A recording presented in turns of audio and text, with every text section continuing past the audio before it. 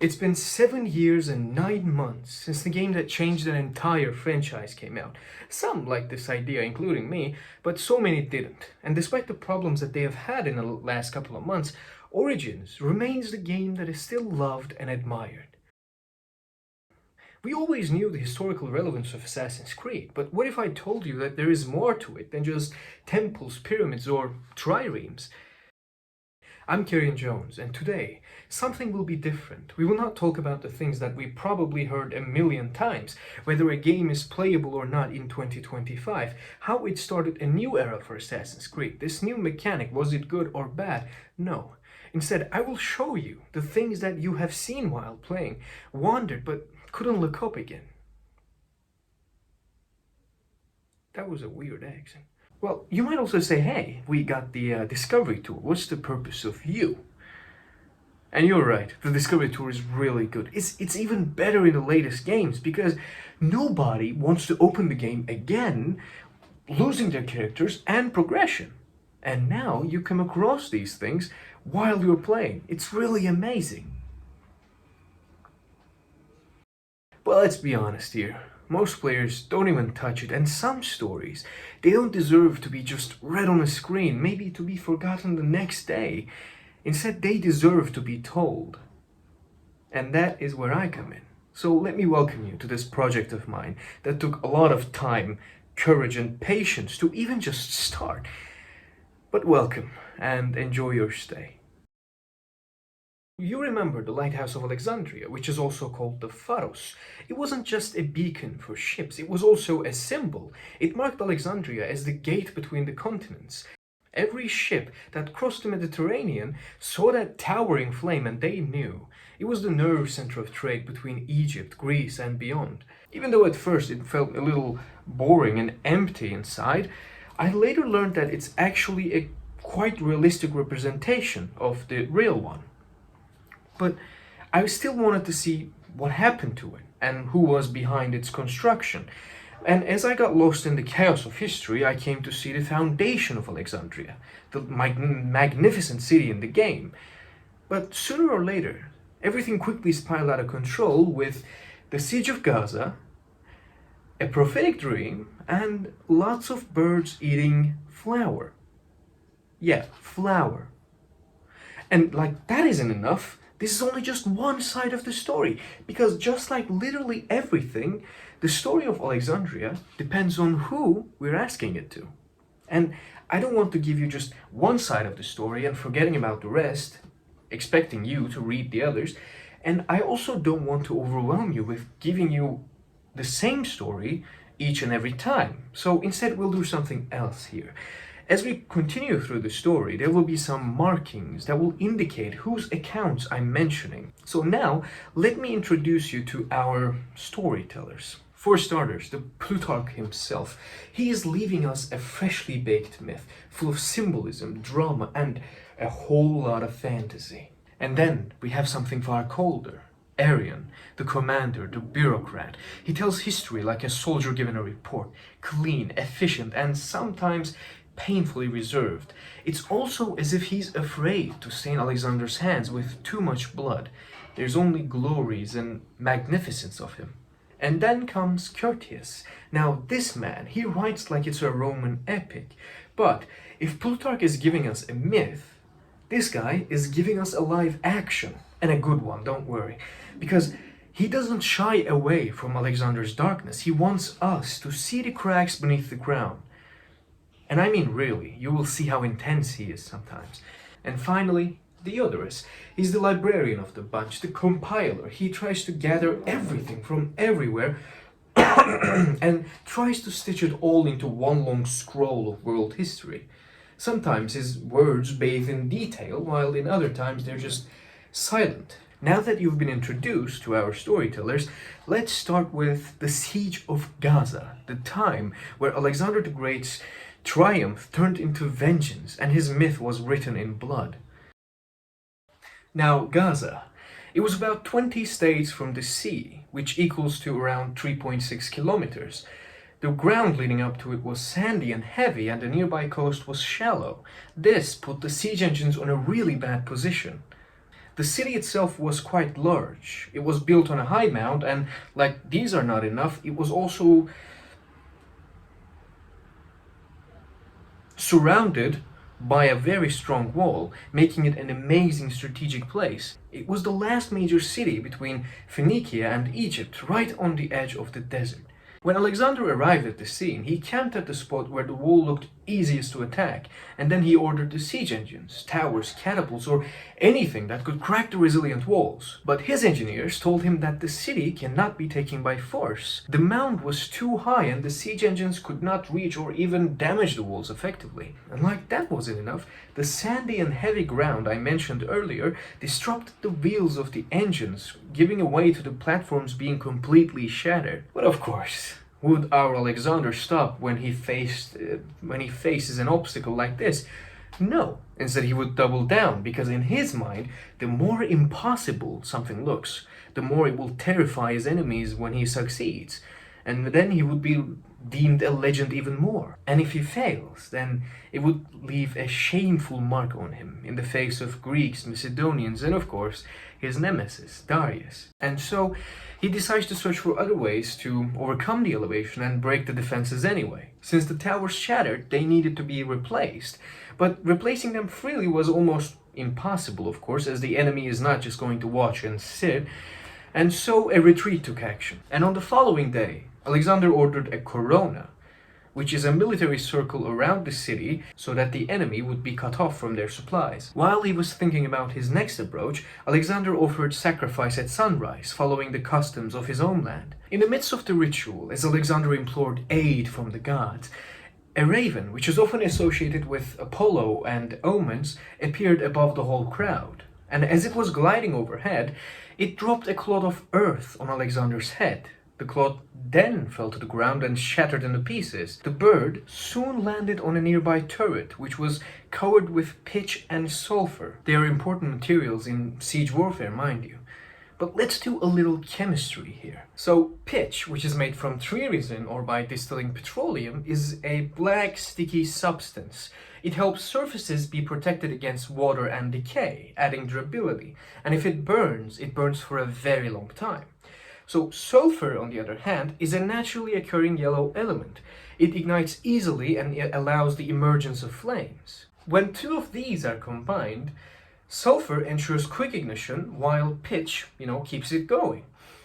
And the resulting smoke is thick and suffocating, enough to make a man run from battle. And when we look at Curtius's words, only two possibilities arises. Either the turret he's talking about is just the projectile of it, therefore the raven landed on the projectile, or just pitch and only pitch was coated around some parts of the turret, adding durability against water.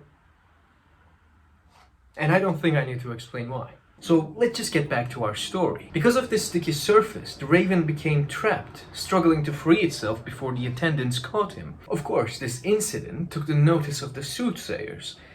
Alexander, who never took omens lightly, called out to Aristander, his most renowned soothsayer. And seeing this incident, Aristander affirmed this omen indeed predict the city's fall, but it also warned that the king might be wounded, and because of this, he told Alexander to not take any action at least that day. Though quite mad at the fact that a single unimportant fortress could restrain him from continuing towards Egypt, he took Aristander's words seriously and did not take any action that day. The Persians saw that the Macedonians were uncertain and were falling back, so they thought this was the perfect chance to strike.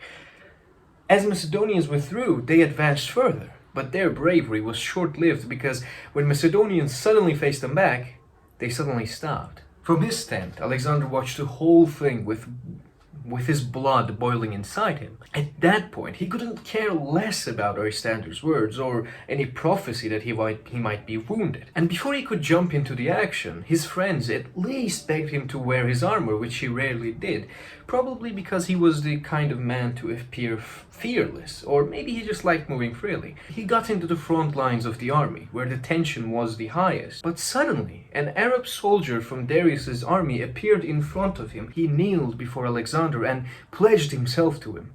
Alexander then bade him rise and ordered his men for him to be enlisted. But the cunning barbarian suddenly let out a sword that he was hiding behind his shield and he attacked Alexander, aiming for his neck.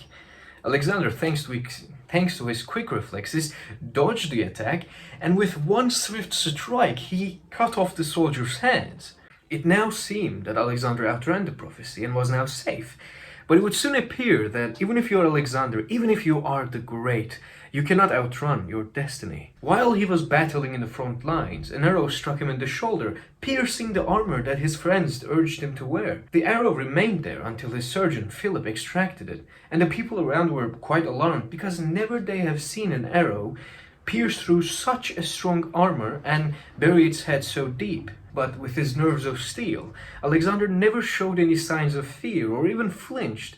He just bid them to stop the bleeding and cover up the wound. When the storm has passed, Alexander ignored any signs of pain and remained at the front lines near the banners. But eventually, the pressure gave way and the blood vessels burst up again. The wound freshly started. The pain, which was not worthy of attention before, had now become an excruciating anguish. At that point, he couldn't hold on any longer, and he dropped to his knees. This is the time where the Macedonian king was wounded. This mere stop in his conquest of the East now became something very personal.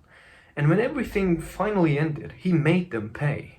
Not just for strategy, not just for politics, but for daring to wound the king, to show the whole world that this is what happens to those who resist. Battus, on the other hand, was celebrating in triumph because he saw Alexander being carried to his tent and thought him dead. But even though his wound was still healing, Alexander couldn't rest. Now, if you would remember, we did talk about how high the city was.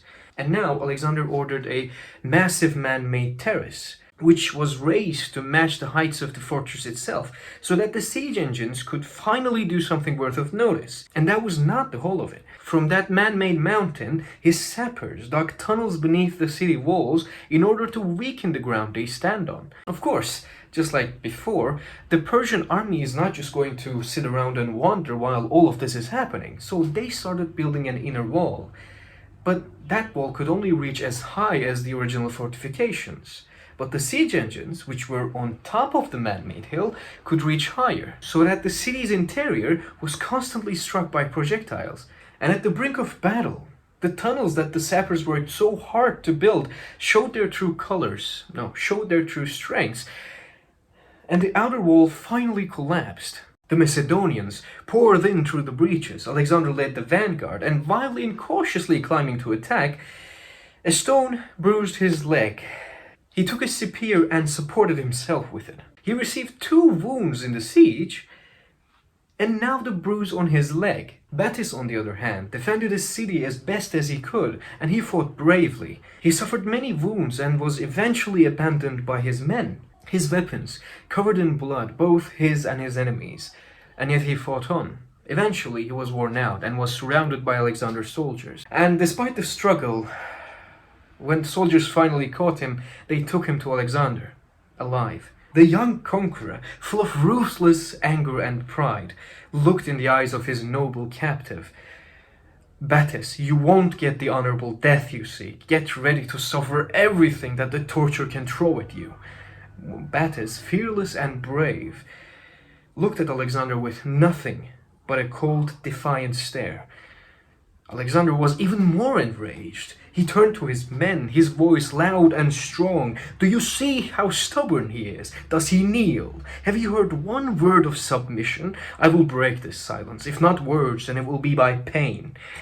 His hard-earned success stripped away the humanity in the measured leader who always admired bravery. And then his rage turned into brutish madness. He made his men tie Battus to his chariot, and then he dragged him around the city while he was alive, bragging about how he punished his enemy in the manner of Achilles, the legendary hero he always admired. And the thing is, Gaza wasn't just another strategic military stronghold, it was also a city of locals, an important trade hub on the caravan route from Egypt to Syria. So Canaanites, Phoenicians, traders, and people who lived there for generations were in Gaza. But the men were massacred, the women and the children were sold to be slaves. So it wasn't just Battus who kept fighting despite the odds. Everyone was punished, and the message was carried out. After the bloodshed of Persians and Arabians, there fell nearly 10,000. And though not specified, it definitely wasn't a bloodless conquest for Macedonians. I just realized that I forgot to mention how this whole siege lasted 2 whole months.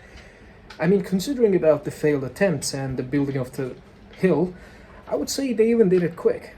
What happens next is a complete ancient controversy, as our sources and historians disagree about the exact order of Alexander's moves. And though sometimes they are a little overwhelming, they all agree on the essentials: the foundation of Alexandria, his divine approval in Siwa, where the story of Arbaik began, and Memphis, the place where he officially became the pharaoh. But that is for the next video. I'm sorry, I wouldn't want this to be longer than expected. And don't worry, we have so much to uncover in this game and possibly even more. I do hope you enjoyed it. See you in the next.